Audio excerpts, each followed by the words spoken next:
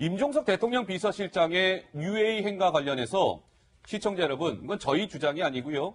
노은지 기자, 오늘 김성태 한국당 원내대표가 뭔가 새로운 의혹을 하나 제기했다면서요? 네, 김성태 원내대표가 계속해서 새로운 의혹 제기를 하고 있는 상황인데 오늘은 직접 제보받은 내용이라면서 기자회견을 자청했거든요. 내용을 한번 듣고 오시겠습니다. 제가 오늘 중요한 사실을 하나 또 밝히겠습니다. UA 원전 게이트를 숨기고 흔적을 남기지 않기 위해서 청와대 문서가 지금 파기되고 있다는 제보를 받았습니다. 자신들이 저지른 이 어마어마한 행위에 대해서 나중에 아무런 흔적도 기록도 남기지 않은 그런 반정부적인 국가 운영 형태로 김성태 원내대표의 주장은 청와대가 이 UA 문제와 관련해서 흔적을 없애기 위해서 청와대 문서를 지금 파기하고 있다는 제보를 받았다.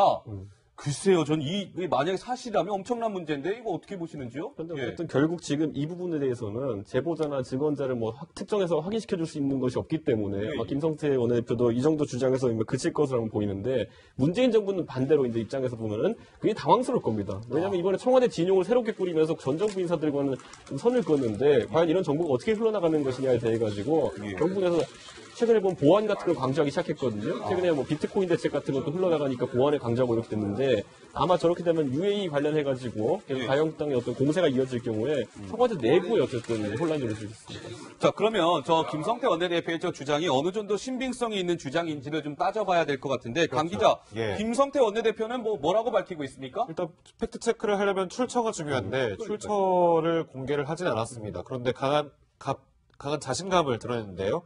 제보를 받았다. 그런데 내가 받은 제보 중에 허위 있나라고 반문하면서요. 청와대를 취재해라 이렇게 가볍게 밝혔습니다. 그렇군요. 뭔가 자신감은 보였습니다. 내가 받은 제보 가운데 기자 여러분들 한번 따져보세요. 허위라고 판명난 거 있습니까? 없습니다.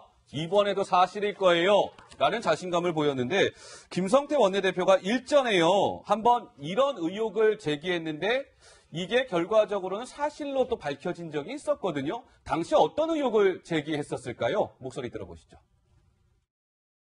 지난 11일 송영무 국방부 장관이 아랍에미리트를 방문할 당시에 청와대 국정원 관계자가 함께 UAE를 방문했다는 저희들 제보를 가지고 있습니다. 임종석 청와대 비서실장은 지난 11일 송영무 국방부 장관이 국방부 관계자뿐만 아니라 국정원 청와대 관계자들까지 같이 UAE를 방문해서 어떤 일이 있었는지 우리 국민들에게 소상히 밝혀주시기 바라겠습니다.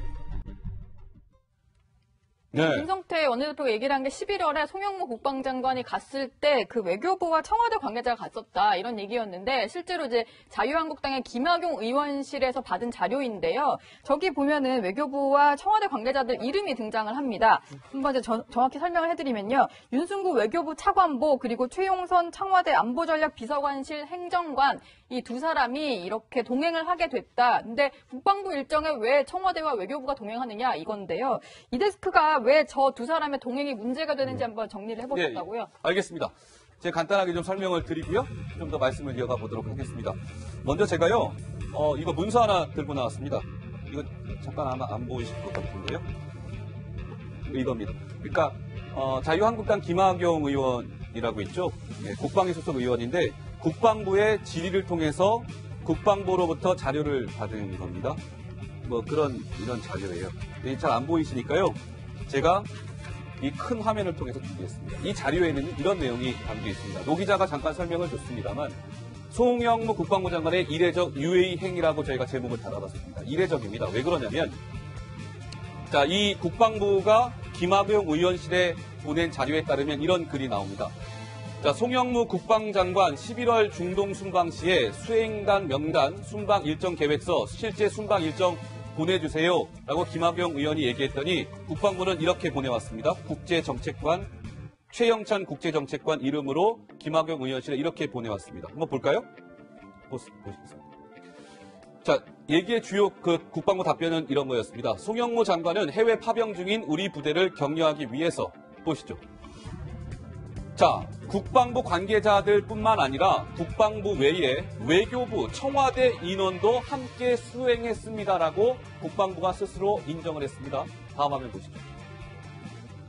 자, 이 문서에도 이제 있는데요. 이걸 저희가 만들어봤어요. 그래서 국방부가 김학용 의원실에 그때 같이 수행했던 명단들을 쫙 이렇게 문서로 보내왔습니다. 자, 근데 뭐 국방부 관계자들이에요. 대부분 여긴 다. 이거 뭐 당연한 것이고요. 자, 화면을 크게 확대될 겁니다. 보시죠.